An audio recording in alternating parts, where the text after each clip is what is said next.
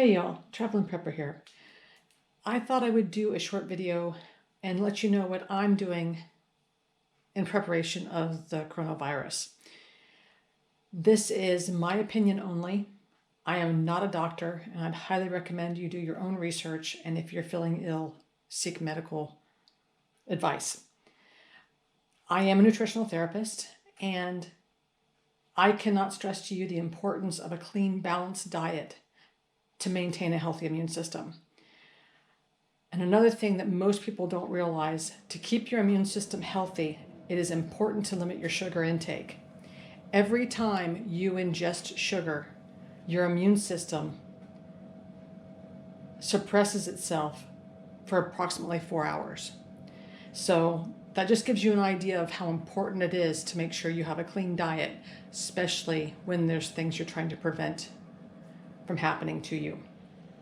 I wanted to let you know that everything I'm going to be talking about and discussing with you, I have bought myself. I am not promoting a particular brand or product. This is just what I have. This is a very complex topic, and there's a lot of variables that would play into any situation, such as how many people are in your house, how many bedrooms you have, if somebody is sick and you're wanting to quarantine them from the rest of the members. Do they have their own bathroom facility? Do they have a way of containing everything within the area in which they're in? So I can't touch on everything. There's too many things that could vary from household to household. So this is just to touch on the basics and give you an idea of what to think about to help you prep. That's what we are. We're preppers, so prepare for the worst and hope for the best. That's all we can do. As a preventative measure, it is always a good thing to cover your face. We know that your nose, mouth, and your eyes are what you need to protect.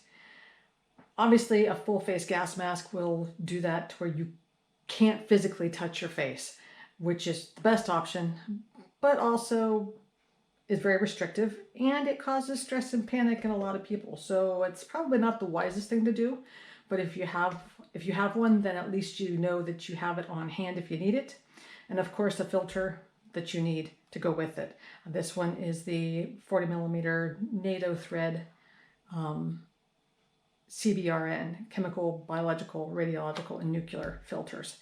Obviously, this would be like the last resort kind of thing.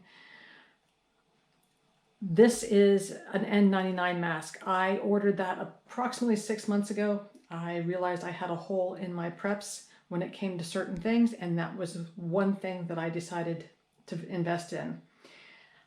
This company that I've ordered from, this is a military grade carbon filter. It has 3 layers of this protection, and it's also impregnated with silver.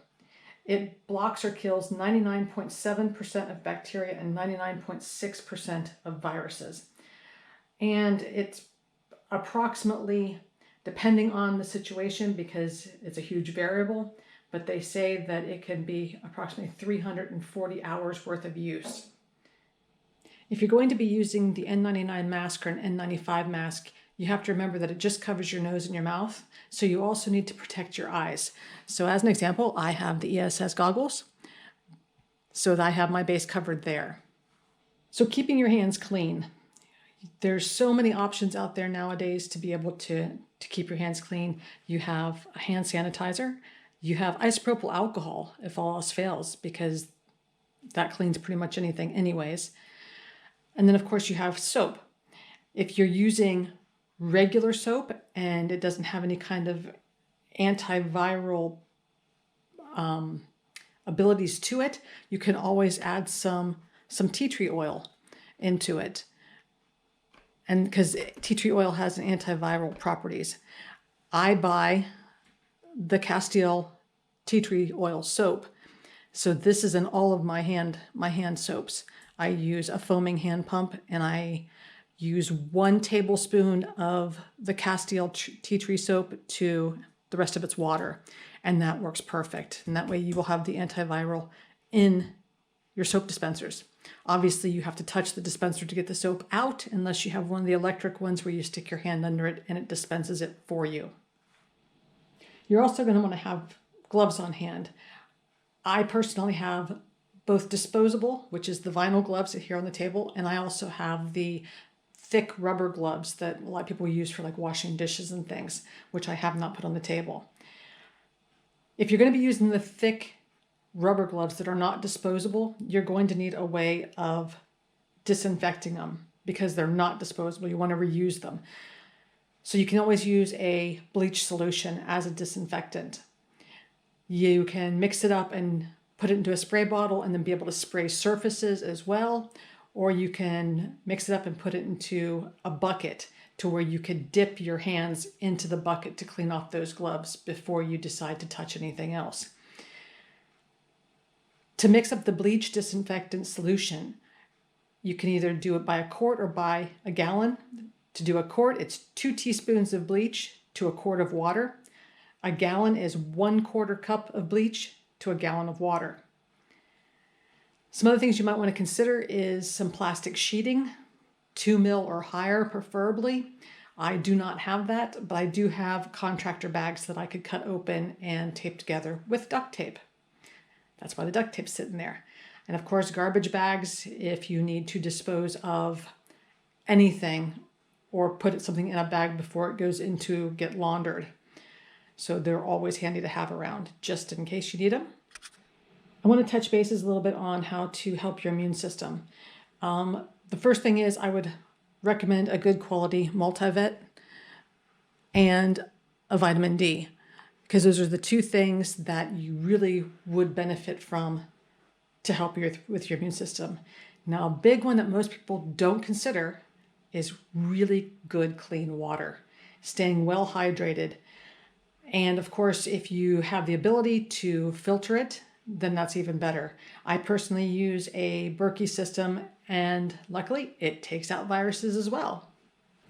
Now, if by chance my husband or I, either one gets sick, unless we need oxygen to be able to breathe, we will be staying home because you have a lot less likelihood of contacting other diseases if you are in your own home. If it does come down to that and we have to be home, the one thing I do have is this is a tincture that's designed for mucus coughs.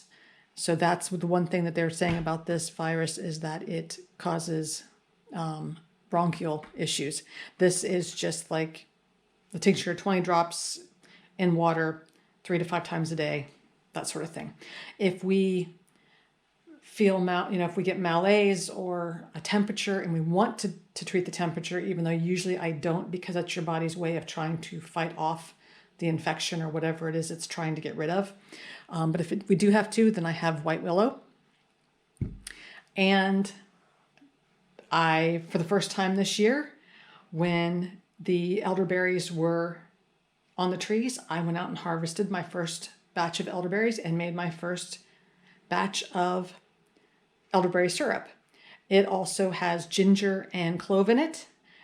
So I have that as well, which we've been taking just to help boost the immune system. But then if one of us gets sick, we will take it even more frequently than what we are now. At the moment, it's just 1 time a day.